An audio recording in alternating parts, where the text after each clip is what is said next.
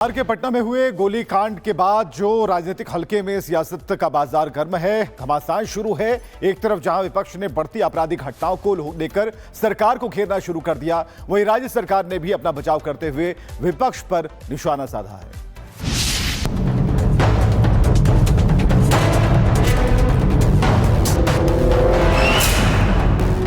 पटना के पारस अस्पताल में दिन दहाड़े बदमाशों ने चंदन मिश्रा को गोली मार दी। घटना के बाद अस्पताल की सुरक्षा और राज्य की कानून व्यवस्था पर सवाल खड़े हो गए हैं। बिहार में चुनावी माहौल के बीच ऐसी घटना होने के बाद एक बार फिर सियासत गर्मा गई है। बिहार में अब सिर्फ गोलियां ही नहीं चल रही, सियासी तरकश से तीर भी निकल रहे हैं। पटना के अस्पताल में इंसान मरा, लेकिन नेताओं की राजनीति जिंदा हो उठी।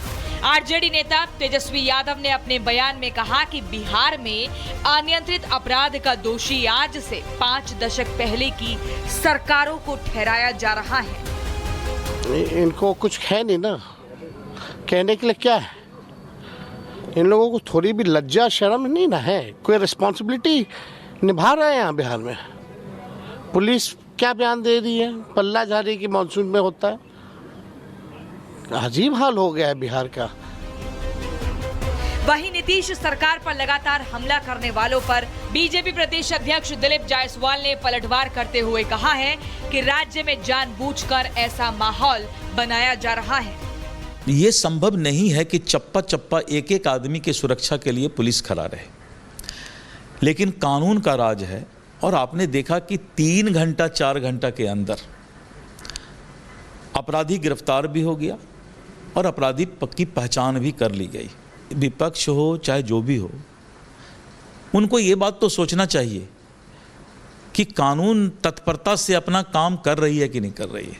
इस बात को भी तो बोलना पड़ेगा ना, सीधे आरोप लगाने से नहीं होता है। पटना के नामी पारस अस्पताल में खुलेआम गोलियां चली। जिस जगह मरीजों को जिंदगी दी जाती है, वहां बदमाशों ने मौत बांटी। वारदात ने सिर्फ कानून व्यवस्था की पोल नहीं खोली, बल्कि एक बार फिर सियासी गलियारों को गरमा दिया है। Bureau report, Republic Bharat. इधर आरजेडी लगातार नीतीश सरकार पर हमलावर है। आरजेडी नेता शक्ति यादव ने कहा कि बिहार में कानून व्यवस्था की हालत बहुत ज्यादा खराब है। सुनिए।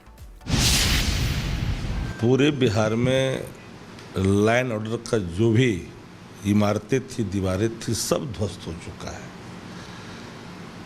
तंत्र पूरी तरह से एकदम घुटना टेक दिया है और अपराधी सत्ता के संरक्षण प्राप्त कर करके वो विजय बन गए और इस कदर विजय बने हैं कि सम्राट की भूमिका में अपराधी आ गया है। सत्ता का संरक्षण जो है, खेमका की मौत ने पूरे पटना वासियों के जेहन में खौफ पैदा कर दिया कि भाई जहां SP, senior SP, IG, DIG, थाना, ट्रैफिक, सारे गश्ती बल जहां मौजूद हों, हृदय स्थली हो पटना का, उसके घर में घुस के अपराधी गोली ही नहीं चलाता है बल्कि मौत दे देता है। अब घर में तो घुस के मार ही रहा है, अब चिकित्सालय के उन जगहों पर जहां आईसीयू है, और आईसीयू तक पहुंचना सामान्य काम नहीं है। कैसे पहुंचा आईसीयू तक, यह भी अपने आप में एक बड़ा सवाल है। और बेखौफ अपराधियों ने जिस तरह से पिस्टल लहराई है और जिस रास्ते से वो भागा है, पढ़ने वाली बच्चियां भी भयभीत है। पटना का हर गलियों में आज अपने बाल बच्चों को जो स्कूल भेजने वाले माता पिता हैं, वो सहमे हुए तो हैं। सुबह जब कोई निकलता है तो पूरे परिवार अब सोच लिया है मन में कि सकुशल शाम को वापस लौटेगा कि नहीं। ये हाल पटना का तो सुदूर इलाकों का जरा कल्पना कर लीजिए। आज ही की बात है, आज ही हत्या हुई है और मोतिहारी में, बेतिया में, उसके बाद सीतामढ़ी में क्या हो रहा है भाई? किसका ग्रहण लग गया है? माननीय नीतीश कुमार जी अचेत हैं। ये बात स्वीकार लेनी चाहिए। मेडिकल बुलेटिन इन लोग नहीं जारी कर रहा है क्योंकि चाहता है कि इसको किसी तरह से बरसात हम निकाल दें, लेकिन हर व्यक्ति जो राजनीति का हल्का सा ज्ञान रखता है उसको इस बात का आभास है कि नीतीश कुमार अचेत है। Once upon a time there was Nitish Kumar, now here is Nitish Kumar. एक बड़ा सवाल है, एक साल से आप लोग जैसे लोगों से कोई इंटरेक्ट नहीं हो पाए। वो उनकी गाड़ी को देख करके, उसके हथियार को देख के सहसा एक रास्ता, बगल का रास्ता, सेफ रास्ता ढूंढ लेती है। और उसके चेहरे का जो भाव दिखाई पड़ रहा है वह निश्चित रूप से हमारे लिए तो बहुत बड़ी चुनौती है। झांकेगी कि कोई और तो नहीं है। बिल्कुल बिल्कुल स्पष्ट है। और ये इस ढंग की घटना हम 20 साल में तो पहली बार देख रहे हैं, इस ढंग का आपराधिक घटना। ये मेरा भी रूह सिहर गया। हाँ बिल्कुल, किसी का भी रूह सिहर जाएगा। अरे ये बेटी हमारी है, जो बेटी नागरिकों की सुरक्षा कर रही है बड़े बड़े हथियार लेकर करके, और उस बेटी के मन के अंदर स्कूल में जा रही है और मन में भय पैदा हो जाए, यही हमारी पूंजी है। और इस पूंजी पर कोई डाका डालेगा तो उसको कानून उसका फेफड़ा साफ कर देगा। तो बिहार के पटना में हुए गोलीकांड के बाद जो राजनीतिक हलके में सियासत का बाजार गर्म है, घमासान शुरू है। एक तरफ जहां विपक्ष ने बढ़ती आपराधिक घटनाओं को लेकर सरकार को घेरना शुरू कर दिया, वहीं राज्य सरकार ने भी अपना बचाव करते हुए विपक्ष पर निशाना साधा है।